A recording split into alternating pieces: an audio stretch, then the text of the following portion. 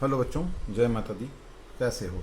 आज की क्लास में जेई एडवांस 2021 के जो फ्लूइड मैकेनिक्स के क्वेश्चंस हैं इसको सीखेंगे, जिसमें ये इंफॉर्मेशन है। A cylindrical tube with its base as shown in figure is filled with water. It is moving downward with constant acceleration a along the fixed inclined plane with inclination 45 degree.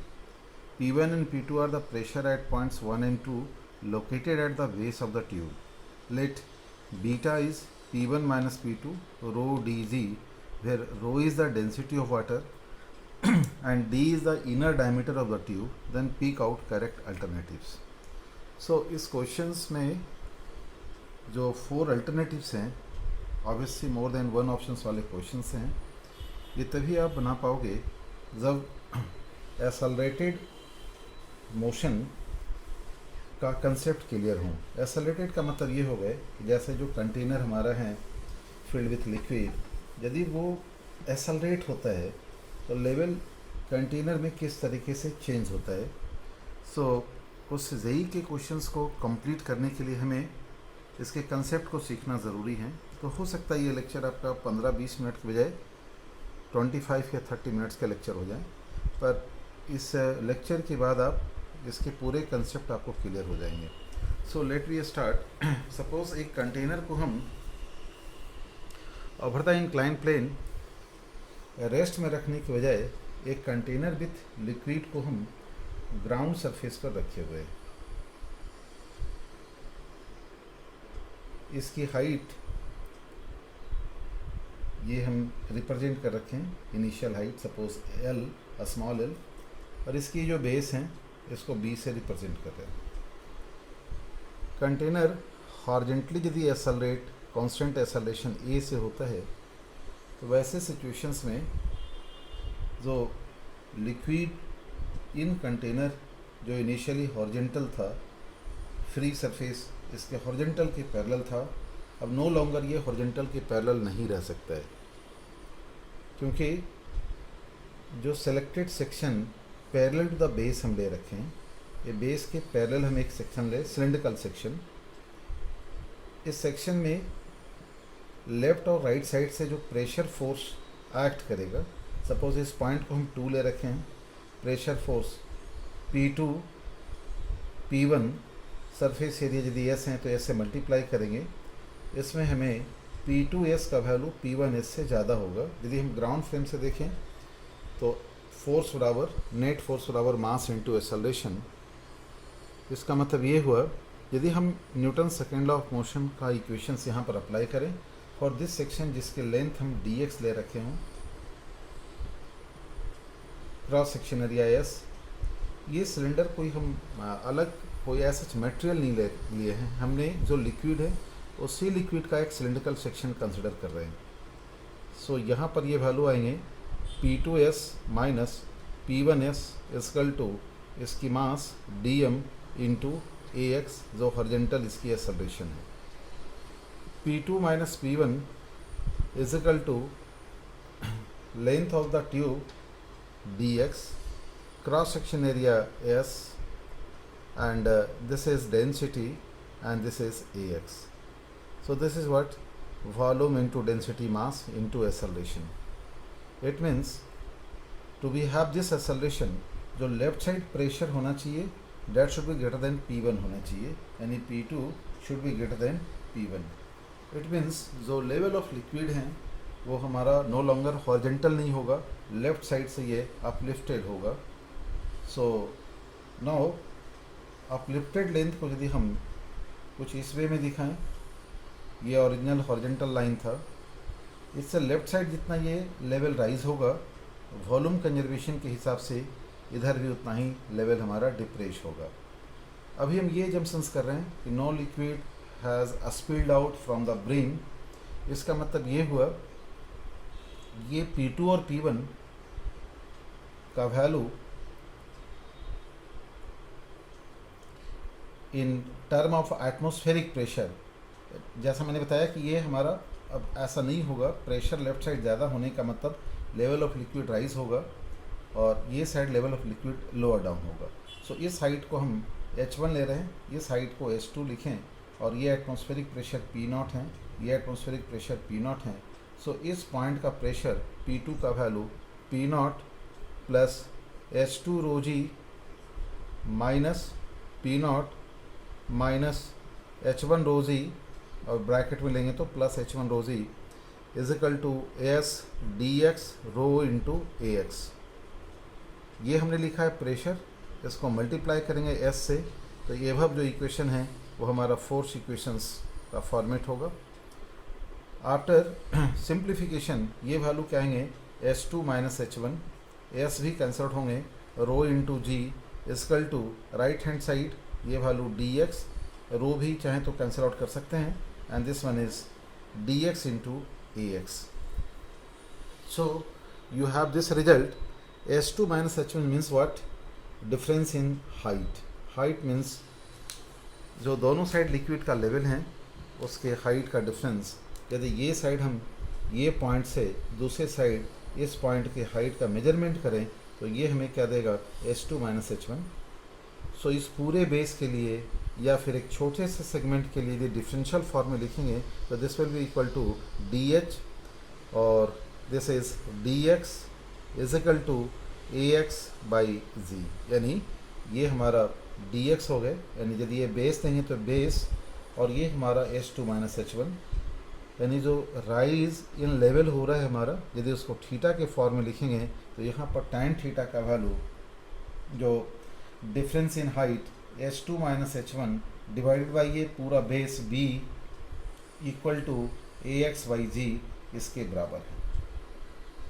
सो ये हमारा जो discussion था, यदि हमारा container horizontally accelerate होता है तो liquid कितना हमारा राइज होगा, इसका ये हमारा डिस्कशन था। सपोज इसमें हम क्वेश्चंस ये लें, एक numerical questions. Base of the container 5 metre लिए हैं और इसकी जो ब्रेथ हैं ये वैल्यू 3 मीटर, ठीक है। ये डायग्राम कुछ ऐसा है, इस फॉर्म में हमने कंटेनर लिया है। ये हमारा 5 metre, this one is 3 metre, और जो इनिशियल हाइट ऑफ लिक्विड हैं इट इज़ ऑफ 1 मीटर, और ब्रिम की आउट फ्रॉम द बेस जो है इट इज़ गिवन 2 मीटर, ठीक है। सो इसको यदि हम हॉरिजॉन्टली एक्सेलरेट कर रहे हैं A X equal to 2 metre पर सेकेंड स्क्वायर, तो आपसे क्वेश्चन में पूछता है find out rise in level of liquid. So यहाँ हम जो पिछला रिजल्ट निकाले थे उस रिजल्ट को यहाँ यूज़ करेंगे। पिछला रिजल्ट को याद रखना अल्टरनेटिव मेथड से आसान है। अल्टरनेटिव मेथड हम जस्ट इसके बाद सिखाएंगे, जिसके हेल्प से हम उस डेरिवेशन वाले पार्ट को इजी वे में मेमोराइज कर सकते हैं। पर वो हमारा जो रिजल्ट आया था वो वैल्यू क्या था, तो d h by d x equal to A x by g. D h का मतलब ये हुआ, ये हमारा फ्री सरफेस से लेफ्ट साइड लिक्विड राइज हो रहा है तो राइट साइड लिक्विड हमारा फॉल हो रहा है, इसमें ये हमारा डी एच था और ये हमारा डी एक्स था। ये एंगल हमारा क्या है, थीटा। इसका मतलब ये हुआ कि जो डी एच आएंगे इसकी value in term of d x, ये 5, ये 2 डिवाइड बाई 10, तो this will rise by amount of 1 metre. 1 metre का मतलब इस फ्री सरफेस से 1 मीटर नहीं, यानी ये जो जितना ये नीचे आ रहा है डाउनफॉल हो रहा है, इस फ्री लाइन से उतना ही एवब जा रहे हैं, यानी ये टोटल जो हाइट हमें मिल रहा है 1 मीटर, यानी फ्री सरफेस से ये 0.5 मीटर राइज कर रहा है, जबकि अभी ब्रिम की हाइट फ्री सरफेस से रिमेनिंग 1 मीटर है, यानी लिक्विड इस ब्रिम से आउट नहीं हो रहा है। और यहाँ पर जो राइज इन हाइट होंगे वो 1 मीटर के बजाय हम क्या बोलेंगे, 0.5 metre from their initial height. यदि हम इसमें ए एक्स के बजाय 4 मीटर पर सेकेंड लेंगे तो उस सिचुएशंस में ये वैल्यू हमारा 2 हो जाएगा। 2 का मतलब इस लाइन से लिक्विड का हाइट 1 मीटर एबव जाएगा और 1 मीटर नीचे आएगा, यानी जस्ट ये बेस ऑफ द कंटेनर को टच करेगा और ये हमें कुछ ऐसा ऑब्जर्वेशंस आएंगे। ये हमारा था जब हम हॉरिजॉन्टली एक्सेलरेटेड कंटेनर की बात कर रहे हैं। अब हम यहाँ पे एक दूसरे एग्जाम्पल को लें। सपोज कि इस कंटेनर को एक एलिवेटर के अंदर हम रखते हैं और एलिवेटर हमारा अपवर्ड डायरेक्शन में एक्सेलरेट हो रहा है, isn't it is accelerating in upward direction। ये एक लिफ्ट है, एलिवेटर है और इसके अंदर ये हमारा एक कंटेनर है। इसको राइट साइड भी हम पुश कर रहे हैं जिसकी वजह से इसमें एक्सेलरेशन ax आ रहा है और चूंकि लिफ्ट ऊपर की ओर जा रहा है तो इसकी एक्सेलरेशन ay है। वैसे सिचुएशंस में अब हम जो टर्निंग होगा फ्री सरफेस का लेफ़्ट साइड से कितना राइज होगा, हम इसके वैल्यू को कैलकुलेट किस तरीके से करेंगे। इसके अल्टरनेटिव मेथड जो हैं उसके हेल्प से हम आसानी से निकाल सकते हैं, या फिर हम जो प्रीवियस जो हमारा रिजल्ट था उसको भी हम यूज़ कर सकते हैं। देखिए पिछले वाले रिजल्ट में जो हमारा था, यदि ये फ्री सरफेस के नॉर्मल को ये ले लें n1, अब जो ये टैपर्ड हुआ था तो न्यू नॉर्मल हमारा ये था n2। इसका मतलब यहाँ पर हम इसको इस तरीके से प्रेफर कर सकते हैं, ये dx हैं और ये हमारा dh है और ये एंगल हमारा अल्फ़ा है, ठीक है। ये dh और ये हमारा dx और ये वैल्यू अल्फ़ा, ठीक है। तो यानी tan अल्फ़ा का वैल्यू यहाँ पर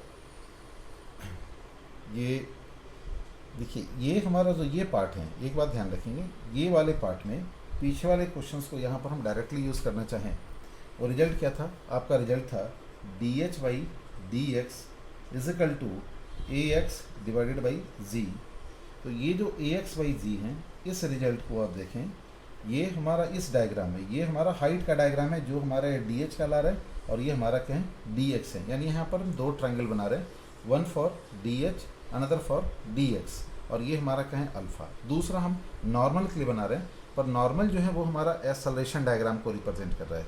यानी यदि ये हॉरिजॉन्टली एक्सेलरेट कर रहा है तो हम ये सोचें कि इस तरफ एक सूडो फोर्स लग रहे हैं एज ए ax के रूप में, और ये ऊपर की ओर एक्सेलरेट हो रहा है तो नीचे की तरफ हम अब g प्लस a बाई ले लें। प्रीवियस हम सिर्फ क्या लेते, g लेते, अब हम क्या ले रहे हैं g प्लस दिस एक्सेलरेशन को a हम लिख रहे हैं। इसकी force equations down the incline plane जो होगा उसके साथ पॉजिटिव साइन लगाएंगे, यानी P2s plus DMG sign theta, है ना, minus P1s equal to DM into A, g sine theta को अभी हम A मान लेते हैं, ठीक है।